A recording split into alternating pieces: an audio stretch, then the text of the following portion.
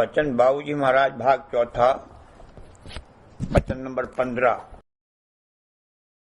आगरा 14 अप्रैल सन 1939। सेवा बानी की कुछ कड़ियों की तशरीह। मान सरोवर जल भर लाई, फिर राधा स्वामी स्नान कराई। कर स्नान पोंछ अंगलीना, मगन हुआ मन जस जल मीना। कंघा किया स्वामी बाल सुधारे, गए जंजाल मोह मद हारे। सेवा बानी में जो कुछ बयान किया गया है उसमें अंतरी भेद और मानी रखे हुए हैं। अगर उसके अंतरी मानी न होते तो इस कड़ी में जो मान सरोवर कहा है वो यहाँ कहाँ है। प्रेम की धार में लौलीन होकर जिस कदर अपनी सूरत को दसवें द्वार में पहुंचा सके उस कदर पहुंचाकर जो सेवा राधा स्वामी जाल की जावेगी वह सच्ची और असली सेवा है और वही उनको मंजूर है। उसी से प्रेम जागेगा, उसकी वृद्धि होगी और अंतर में सूरज चलेगी और चढ़ेगी। ये विधि सेवा की है। प्रेम और उमंग से सेवा में तल्लीन होकर जल भर कर लाया जाए और उससे राधा स्वामी जाल को स्नान कराया जाए तो वो जल मान सरोवर के जल के समान है और उसी जल से वे स्नान करेंगे। राधा स्वामी जाल को स्नान करा के अंग पोंछा गया, इससे उनके तन से स्पर्श हुआ और जिससे ऐसी मगनता हुई कि जैसे जल में मछली को मगनता होती है। वे प्रेम के अथाह सिंध हैं और प्रेम स्वरूप हैं। यहाँ जो उन्होंने तन धारण किया है वह भी प्रेम स्वरूप है। उस प्रेम स्वरूप तन से स्पर्श होकर जो जल आया वह भी प्रेम स्वरूप अमृत है। उसको पान करके और उनके प्रेम स्वरूप तन को स्पर्श करके सूरज जल में मछली की तरह मगन और हर्षित हुई। ये मगनता और हर्ष तभी प्राप्त हो सकता है जब किसी कदर दसम द्वार पर अपनी सूरत को बैठाकर सेवा की जाए और सेवा में इस कदर लौलीन हो जाए कि अपने तन की भी सुध न रहे। जैसे बालों में कंघा करके आलाइश निकाली जाती है और सफाई की जाती है, उसी तरह से जिस कदर मोह और बंधन हो निकाल दे तो सब जंजाल और दुख जाते रहेंगे। हुक्का हक हक बोली बोला, चिलम अलम कोई सुख दर खोला। राधा स्वामी जाल ने हुक्का पिया तब सत्यलोक और सत्यनाम पैदा हुए। ये अंतरी मानी में कहा जाता है। बाहर के हुक्का पीने से मतलब नहीं है। अगर राधा स्वामी जाल हुक्का न पीते तो सत्यलोक और सत्यनाम पैदा न होते। इस कड़ी में रचना का भेद है, यानी रचना किस तरह हुई वो इसमें बयान किया गया है। राधा स्वामी अनामी यानी कुल मालिक की कशिश में चैतन्य अंतर में खिंचा, ये हुक्के का दम अंदर खींचना है।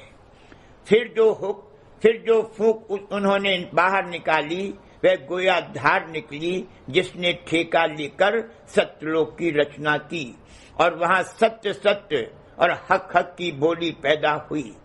सत्य और हक एक हैं। खींचने से मतलब ये नहीं है कि उन्होंने कोई खींचने की क्रिया की, वहां क्रिया नहीं है। वह तो कशिश और आकर्षण का महा और अथाह समूह है। खुद ब खुद उस जानिब सबकी कशिश है। जो चैतन्य राधा स्वामी अनामी के चरणों में बेहोश पड़ा था, यानी जिसको उस घाट पर पूर्ण चेत नहीं था और न पूर्ण रस और आनंद प्राप्त था, वो अंतर में खिंचा। ये अंदर के प्राण हैं। और फिर धार निकली जिसने अगम अलख और सत्यलोक की रचना की। ये बाहर के प्राण हैं। बानी में इसी को कहा है, शब्द सूरत दो उधार समान, पुरुष अनामी के ये प्राण। और ये भी कहा है, सूरत शब्द और राधा स्वामी दोनों नाम एक कर जानी। अंदर में खिंचना और धार निकलना ये पुरुष के प्राण हैं और यही हुक्का पीना है। जैसे चिलम के दरिया सुराख से फूंक खींची जाती है, उसी तरह हुक्का पीकर राधा स्वामी जाल ने चैतन्य को खींचकर और धार निकालकर सुखदर खोल दिया। यानी जो चैतन्य अचेत अवस्था में पड़ा था वह पुरुष की कशिश में खींचकर चेत में आ गया और अलम व रंज और जो कुछ की कमी पूर्ण रस और आनंद प्राप्त करने की थी वह खो दी गई और दूर हो गई। सत्यलोक सुखदर है, सत्यलोक से नीचे काल और माया ने रचना की। ये अंतरी मानी इस कड़ी के हैं, मगर जिनके घट में तिमिर और अंधेरा छा रहा है उन्होंने अंधेर करके इस कड़ी को स्वामी जी महाराज की वाणी में से निकाल दिया। पीक दान वाली कड़ी को भी उन लोगों ने निकाल दिया। स्वामी जी महाराज से अर्ज किया गया था कि इन दोनों कड़ियों को वाणी में से निकाल दीजिए। हुक्के वाली कड़ी को इसलिए कि जिससे सिखों को ऐतराज न रहे, और पीक दान वाली कड़ी को इसलिए कि इसको पढ़कर और सुनकर लोग चिढ़ते हैं।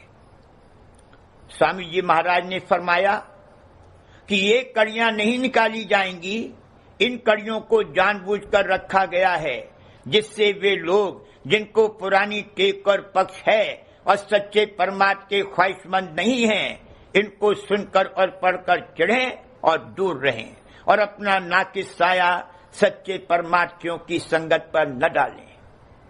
और सिर्फ इसलिए ही नहीं बल्कि इन कड़ियों में अंतर का बड़ा भारी भेद वर्णन किया गया है, मगर जो टेकी हैं वे किसी तरह नहीं मान सकते।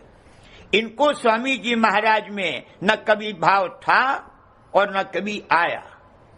अगर स्वामी जी महाराज में प्यार और भाव होता तो राधा स्वामी नाम में भी प्यार होता और स्वामी जी महाराज के वचन वाणी पर ऐतराज न करते।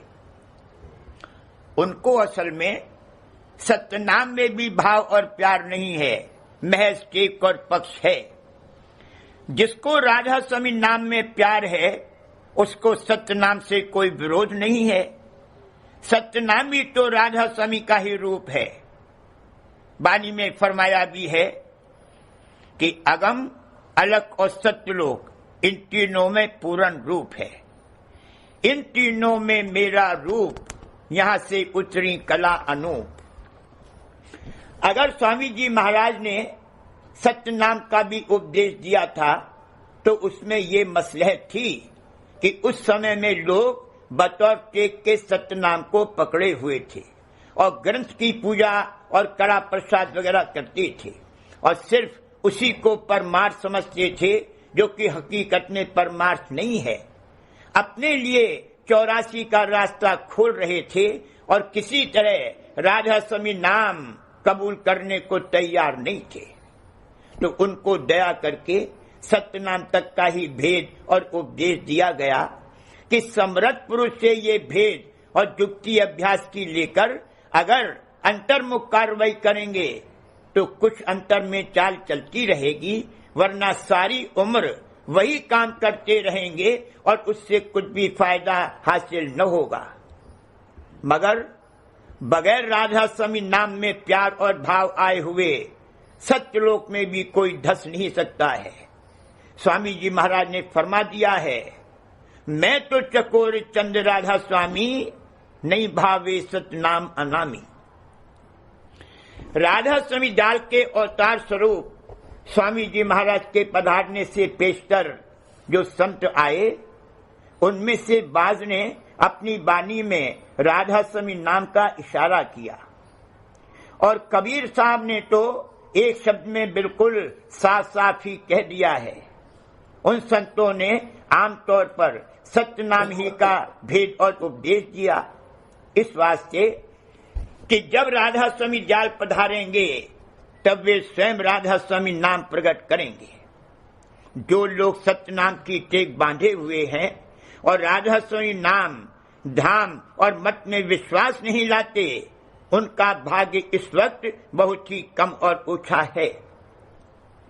बहुत ही कम चैतन्यता की पूंजी उनके नसीब में आई है। उनका सोया हुआ भाग्य अभी नहीं जागा है। लेकिन अगर समर्थ पुरुष से सत्य नाम का उपदेश लेकर कार्रवाई कर रहे हैं या कार्रवाई का सिलसिला चला आ रहा है, तो एक दिन उनको भी राधा स्वामी नाम में प्यार और भाव आ जाएगा। और जब राधा स्वामी नाम में प्यार और भाव आ लेगा तभी सत्यलोक में जा सकेंगे, उससे पहले कदापि नहीं। राधा स्वामी नाम की धारणा करने का ये मतलब भी नहीं है कि सत्य नाम से विरोध किया जाए। जैसा कि ऊपर कहा गया है, सत्य नाम भी उन्हीं का रूप है, मगर इष्ट और निशाना राधा स्वामी के चरणों में पहुंचने का बांधना जरूरी और दरकार है। संतों ने कभी कोई सख्त लफ्ज नहीं इस्तेमाल किया और न गाली ही दी है।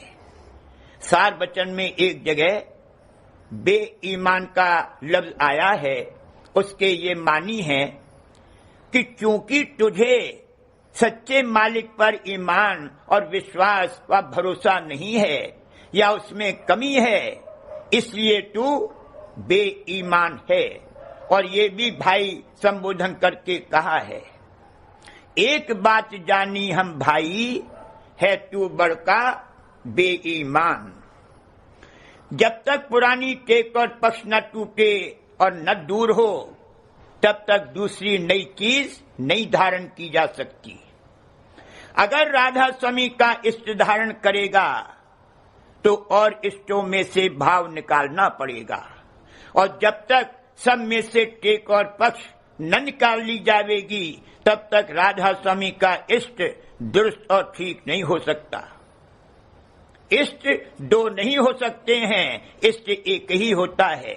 मगर इसका ये मतलब नहीं है कि किसी से वैर विरोध किया जाए, बल्कि इस कहने का मतलब सिर्फ इतना ही है कि औरों में प्यार भाव नहीं होगा, प्यार तो केवल राधा स्वामी में ही होगा। औरों से व्यवहार बंद करने की जरूरत नहीं है, व्यवहार सबसे रहेगा, मगर प्यार केवल सत्य पुरुष राधा स्वामी से होगा। तो पूर्ण प्यार तो हम लोगों को भी जो राधा स्वामी मत में शामिल हुए हैं नहीं है।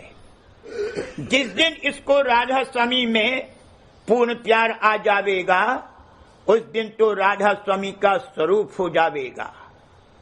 हम लोगों ने अपना निशाना राधा स्वामी धाम बनाया है और इष्ट राधा स्वामी का धारण किया है, और राधा स्वामी नाम को अपना ध्रुव तारा और कुल कार्रवाई का रहनुमा बनाया है, और उसी निशाने की तरफ हम चल रहे हैं।